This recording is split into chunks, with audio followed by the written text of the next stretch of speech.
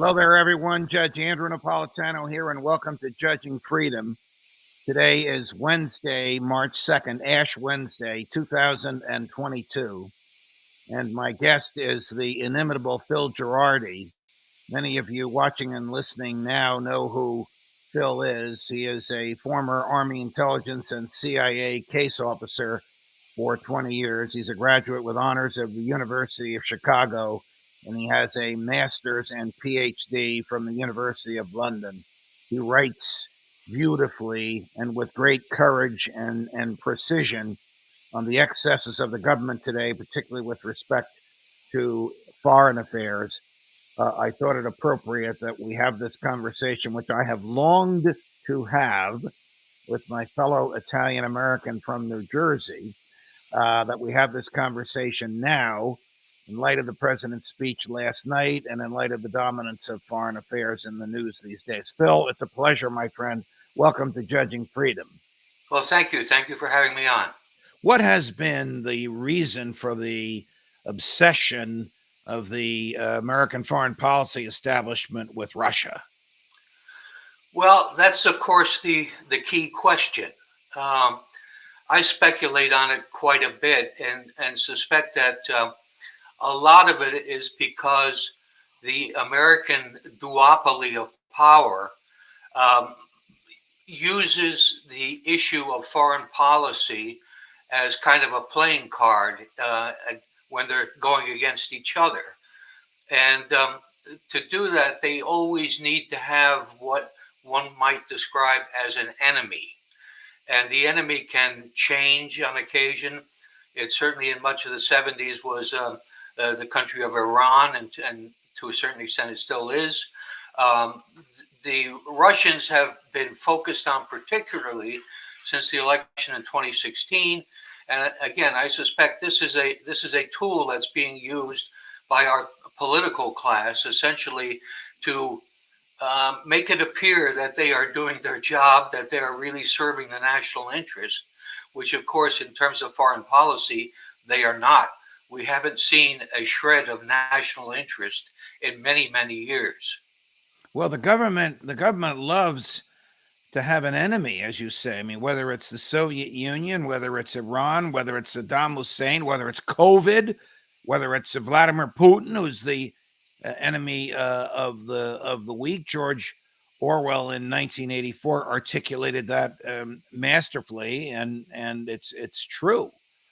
And this doesn't matter if the president and the establishment is influenced by Republicans or if the president and the establishment are Democrats. It seems to be the same. Yeah, absolutely. That's the dilemma that we're in. There's no escaping any of this. It's a constant process of looking at other countries as adversaries or as actually enemies. I find this is being cranked up in particular right now vis-a-vis China. China is not militarily or any other way threatening the United States in a serious way. What China is doing what we used to do so well, which is out competing us. And this has made the ruling class in this country go wild. They have to reframe this, not to admit that they've been making a lot of strategic and tactical errors in terms of trade policy and all kinds of other things. Instead, they put the blame on China. China is the enemy. They're probably going to see some pressure if President Xi flies some jet planes over Taiwan, or if he aggressively tries to absorb Taiwan. You'll see tremendous pressure on Joe Biden and Antony Blinken and the defense establishment to resist militarily, which in my opinion would be absurd and even insane. Yeah, oh, absolutely. I mean, the thing is, you have to look at history in all these developments. Ever since Nixon went to China, there's been an assumption on the part of the U.S. government that China eventually would resume political control over Taiwan.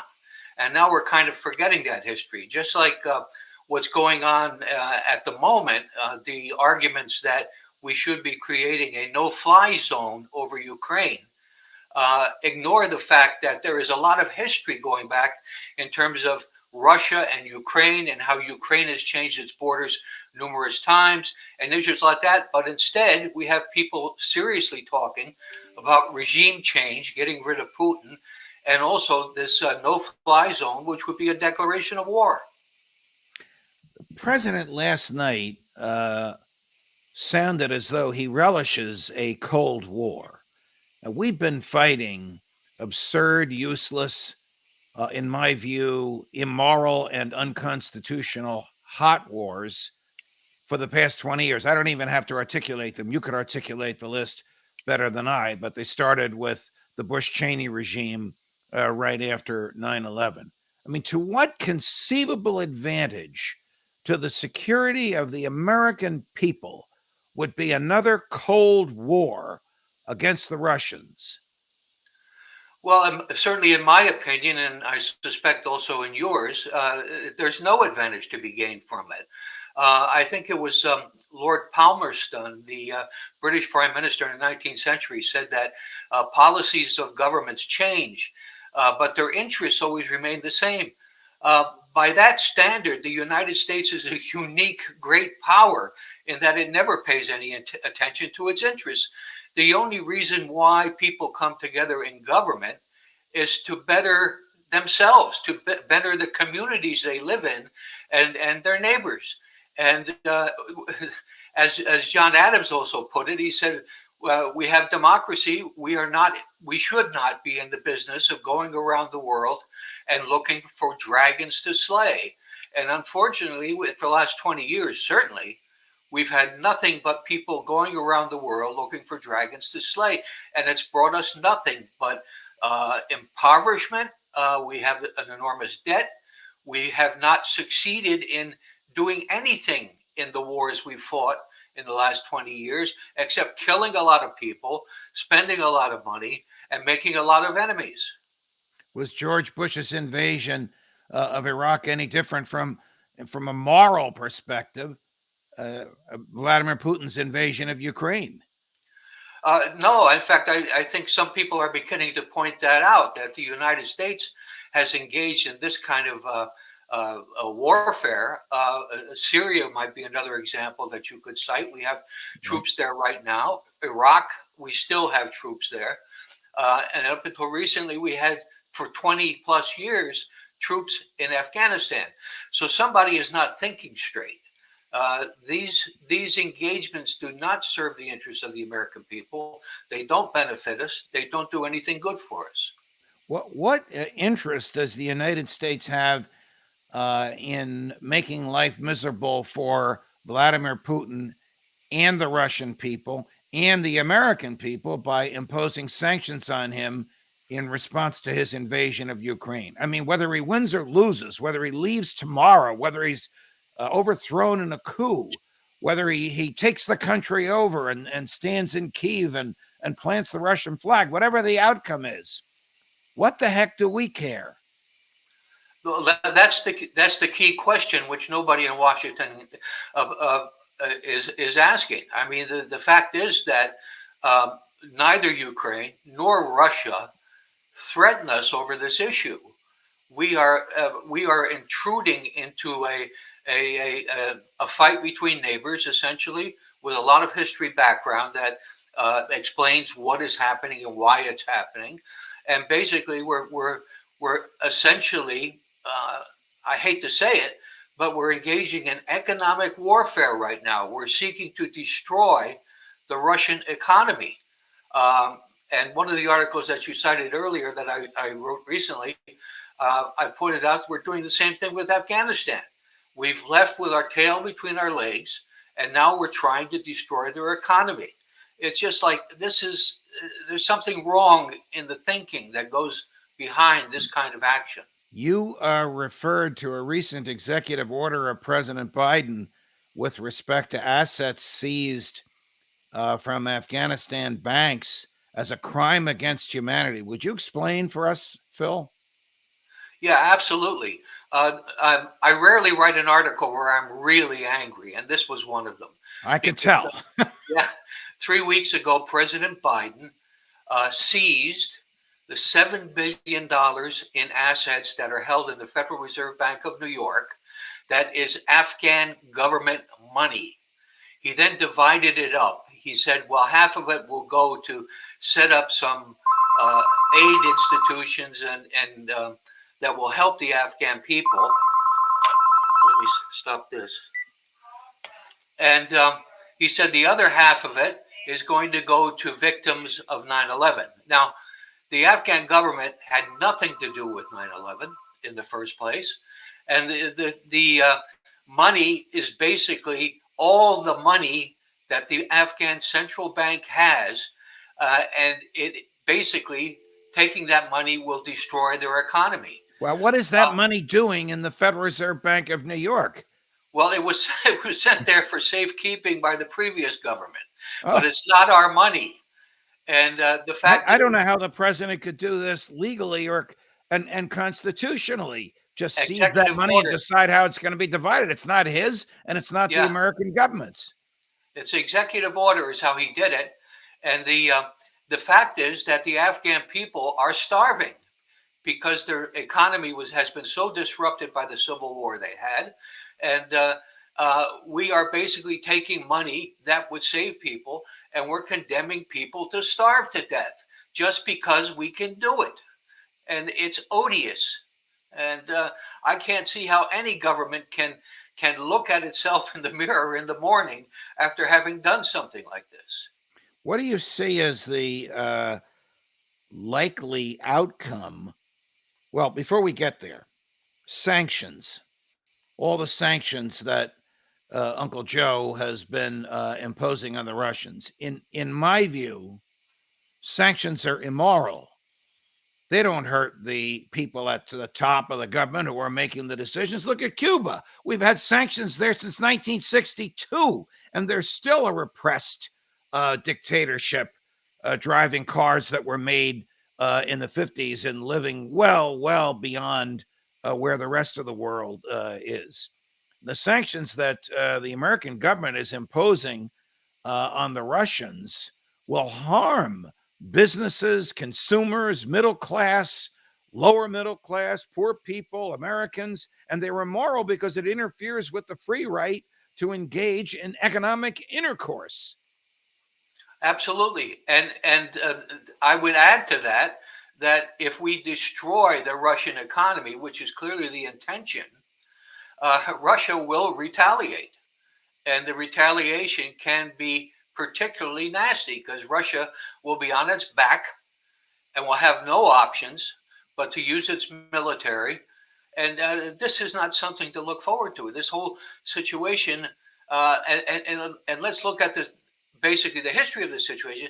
This all started when we staged a coup In in Ukraine in 2014, right. 2014. And it's continued more recently because Russia made some reasonable objections to what was being planned for NATO and Ukraine, and we wouldn't even negotiate the issue. We flat out told them no, no, no. So, what kind of diplomacy was that? What did these people in the White House think they were doing? You, your former colleagues staged that coup in 2014, the Central Intelligence Agency. Um, when you were a CIA agent, there came a time when enough was enough. What was the tipping point for you? Well, the final tipping point was the Iraq War. I was a fairly senior officer in the agency at that time. I had a lot of friends who were analysts, even though I was an operations officer, and they were all telling me when George Tenet was going up before the United Nations um, with our Secretary of State. They were telling me this is all contrived. This is all information that doesn't check out. This is information that is flat out wrong, and Tenet knows it, and the White House knows it. And yet, nevertheless, we were going to war because the White House had made the decision to do so. Before we actually went to war, I left the agency. Wow. If Joe Biden were to call you this afternoon and say, Phil, I heard you on with Judge Napolitano earlier today.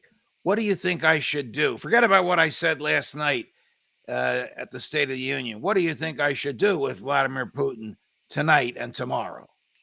I would say that we should engage in serious negotiations, real diplomacy, where we are willing to make concessions and that we understand that Russia is a country that must be treated with respect and the same courtesies that we treat our so-called allies. Every country is worthy of respect, and it's worthy. It's the right answer for us to be cognizant of the fact that Russia has national security issues just like we do. If if a hostile coalition were to take over Canada and build bases on our border, we would have the same concerns that Russia is having right now over Ukraine. Was it a mistake for Bill Clinton to push NATO eastward? Yes, that was the initial mistake. It was a terrible mistake, and of course, the sort of thing that Bill Clinton was inclined to do. Was NATO a mistake? I mean, should we have listened to Senator Robert Taft, who famously voted against the treaty and gave one of the great speeches in the modern era? I'm sure you're familiar with it on foreign affairs at the time. Well, certainly, I think NATO was a redundancy after 1992. That's when all the questions, whatever they were no longer relevant, and we really should have just uh, basically the organization should have given up and stopped. It has played no role since then except to bolster American presence in places like Libya and Afghanistan and Iraq, where we shouldn't be anyway. Well, what happens if some Russian tank commander reads his GPS wrong and sends a half dozen tanks into Poland? Are we starting World War III? We have 12,000 troops in Poland. Yeah, and more on the way. Yeah, of course. That's it. See, this is the kind of mischance that can start a war. And if you look at the history of the First World War and the Second World War, it was bad decisions that were made by politicians, and the failure to take steps that were commensurate with the problem. And instead, we got World War II killed what, 60 million people, 80 million people killed in World War One. That's what we got.